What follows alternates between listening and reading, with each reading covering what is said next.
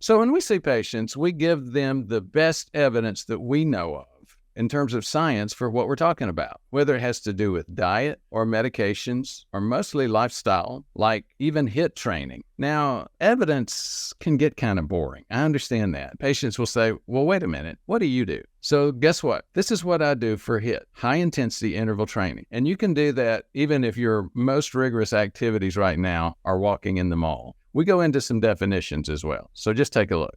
Jane Ling. Hi, Doc, from the UK. Can you elaborate on what your own weekly exercise routine is and exactly what you consider constitutes HIIT? That's a great question, Jane. Thank you for asking. I put a couple of short videos on I think it was on TikTok. We're doodling around with a TikTok channel right now. And I did some of my own HIT training there. My personal flavor of HIT training is hill intervals. So there's a couple of ways to figure it out. Number one, you want to get a high heart rate. So I'm typically getting above 130, sometimes above 150 beats per minute. Now, I'm 65. There's not a lot of 65-year-olds that get as high as 150, but if you've been doing that kind of stuff forever, you can often still do that. 130 is great. One thing I will tell you, if it's hard for you to get that heart rate, another way to look at it is just this: how heavy are you breathing? Back in the old days of just aerobics, they used to say, well, you want to be able to hum or talk while you're walking or jogging. Not so much here. That's for walking or jogging. For high intensity intervals, you need to be going.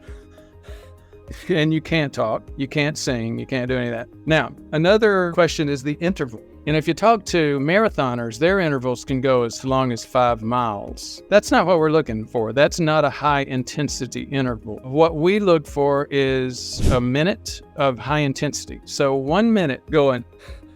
For me, it's running hard uphill, 8 to 10 mile per hour pace, usually 1 minute. My heart rate's getting up to 130, 135, 150. And then a 1 minute going slow. So we're not talking about huge amounts of time. And in fact, there are a couple of things that I would recommend that you think about when you're looking at intervals. A lot of people talk about doing intervals on weight machines. It's hard to do that, but it's doable. One of the key components to remember is that we want to do this for our lower body, our leg muscles, because people talk about working out, they think of their arms, their guns. Well, if you look at Arnold Schwarzenegger, he's had really big arms and guns, but his muscle mass is in his legs. And if you look at bodybuilders, that's what they always say. If you want to build your arms, you really work on your legs. Why is that? Because the building happens when you're resting. It's not happening when you're stressing the muscle. The way to stimulate growth is working with those big muscle tissue, the tissue in the legs.